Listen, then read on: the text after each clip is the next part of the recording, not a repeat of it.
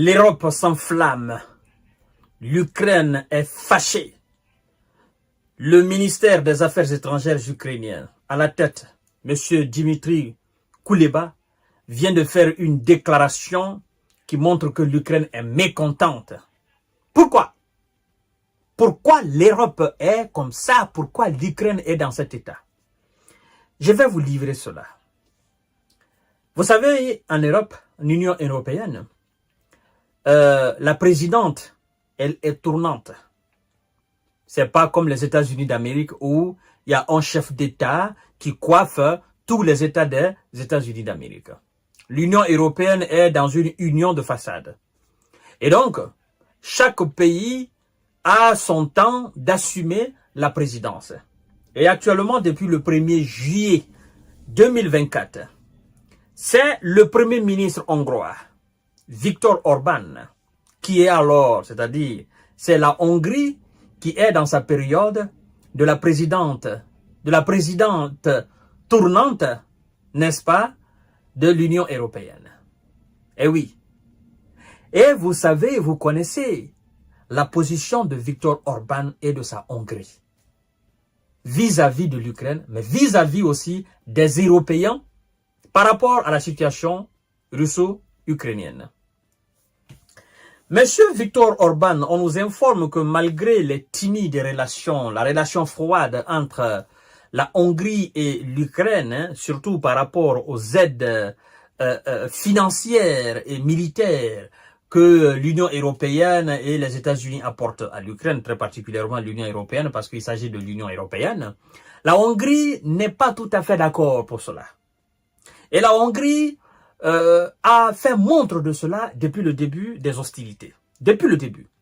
Je me rappelle encore de ce sommet ou de cette conférence à Bruxelles où M. Volodymyr Zelensky était présent et M. Viktor Orban n'a pas accepté tout simplement de le saluer.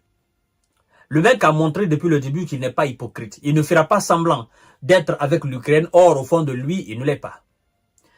M. Viktor Orban, en tant que président de la présidence tournante européenne, s'est rendu en Ukraine.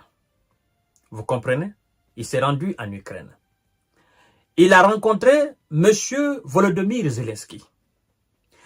Et pendant cette période, pendant qu'il rencontrait en Ukraine, il faut dire qu'il est parti en Ukraine en tant que le président de la présidence tournante de l'Union européenne. Vous comprenez? Il n'y a pas eu de mécontentement.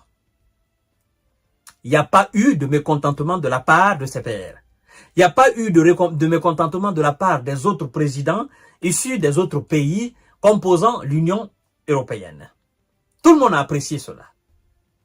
Ils se sont entretenus et puis M. Viktor Orban est sorti de là. Le même Viktor Orban est aujourd'hui en Russie. Et ça pose problème. Ça pose problème parce que les Européens disent que Viktor Orban est parti en Russie. Il est en Russie, pas en tant que représentant de l'Union européenne, mais en tant que simplement, n'est-ce pas, dirigeant hongrois. Or, le même Viktor Orban était en Ukraine. Les mêmes Européens n'ont pas dit qu'il est parti en Ukraine, pas en tant que président de la présidence tournante de l'Union européenne, mais en tant que Premier ministre de la Hongrie. Les mêmes Européens n'ont pas dit cela. 2 poids, 2 mesures, non? On y va, on continue. Mais avant d'abord, mesdames et messieurs, permettez-moi de vous dire, continuez à vous abonner sur ma chaîne YouTube Kanté J Visionnaire, activez la cloche de notification pour ne plus rater mes vidéos, mais aussi abonnez-vous sur mes différentes pages Facebook, j'ai J Visionnaire, j'ai aussi Info Monde. Donc, je vous demande massivement de partager largement ces vidéos dans tous les groupes possibles. Viktor Orban aujourd'hui avec M. Vladimir Poutine.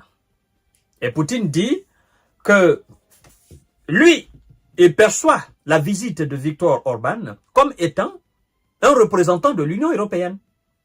Aussi simple que ça. Ce n'est pas une provocation. Mais, en fait, Viktor Orban est dans sa logique et Vladimir Poutine a compris la logique de Viktor Orban. Mais parmi toutes ces déclarations, n'est-ce pas, chef de la diplomatie européenne, Joseph Borrell et tant d'autres, il y a une déclaration qui me fait rire. C'est la déclaration du ministre des Affaires étrangères ukrainien, M. Dimitri Kuleba.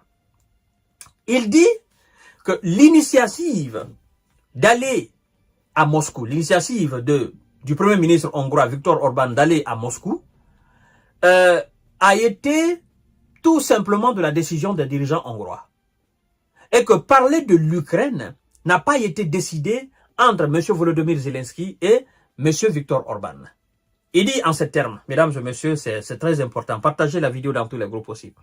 Il dit, je cite, « La décision d'effectuer ce voyage a été prise par la partie hongroise, sans aucun accord ou coordination avec l'Ukraine, a fait savoir le ministère ukrainien des Affaires étrangères dans un communiqué sur son site internet. » Et écoutez maintenant ce qu'il dit. Ce qu'il dit qui va vous faire rire. Ce qu'il dit, en fait, qui dévalorise totalement, qui rabaisse totalement ce qu'ils ont tenu en Suisse comme conférence sur la paix en Ukraine. Monsieur Dimitri Kuleba dit ceci, mesdames et messieurs. Nous rappelons que pour notre pays, le principe pas d'accord sur l'Ukraine sans l'Ukraine reste inviolable. Nous rappelons que pour notre pays, le principe pas d'accord sur l'Ukraine sans l'Ukraine reste inviolable. Ah, on se dit, ah, donc pour vous, il ne peut pas y avoir d'accord sur l'Ukraine sans l'Ukraine. C'est-à-dire, il ne peut pas y avoir d'accord sur l'Ukraine sans la participation de l'Ukraine. Mais vous vouliez qu'il y ait un accord de paix entre au sujet de l'Ukraine sans qu'il y ait l'implication de la Russie. Pourquoi ce 2 poids 2 mesures? Pourquoi, monsieur Dimitri Kuleba? Vous vous dites, il n'y aura pas d'accord sur l'Ukraine en tant que l'Ukraine n'est pas présente autour de la table avec ces gens pour décider réellement de ce qui va se passer. Mais par contre, vous voulez qu'il y ait un accord de principe sans la Russie. Quel est alors le poids de la conférence tenue en Suisse? Vous voyez que ça fait mal. Parce que vous vous dites, Viktor Orban, il est venu voir notre président, il part voir le président de la Fédération de Russie, et forcément, c'est une question qui est liée à l'Ukraine. Mais on ne peut pas accepter que lui part parler, il va parler à notre nom, et qu'il n'y ait pas d'accord entre lui et nous. Et on n'est pas autour de la table avec Vladimir Poutine. Donc, il part en tant que responsable hongrois et non en tant que représentant ou en tant que quelqu'un qui serait naturellement en mission, n'est-ce pas, diplomatique au sujet de l'Ukraine. Vous voyez, mesdames et messieurs. Mais moi, ça me fait rire. Je me dis, mais vous êtes dans une position de faiblesse. Les gens se lèvent pour vous aider. Et vous ne voulez pas que ces gens-là vous aident. Or, vous êtes en position de faiblesse. Vous êtes en train de perdre votre pays. Vous êtes en train de perdre vos différents territoires. Vous êtes en train de reculer. À quoi ça sert de jouer le bonhomme? Ça sert absolument à rien. Mesdames et messieurs, je viendrai devant vous tout à l'heure pour évoquer le contenu de cette rencontre entre Viktor Orban et Vladimir Poutine. Je vous ai dit que le jour que la Hongrie va assumer la présidence tournante de l'Union européenne, je vous ai dit que ça fera couler assez d'encre. En fait, Viktor Orban, il est dans sa logique. Il ne s'est pas trahi. Non, depuis le début, il n'a pas joué à l'hypocrisie. Je crois que c'est le moment le plus important qu'il attendait. Qu'il soit le président de l'Union européenne. Parce que c'est ce qu'on peut dire, président tournant. Il est le président de l'Union européenne pendant 6 mois. Et il fera tout ce qui est en son pouvoir pour mettre fin à cette situation.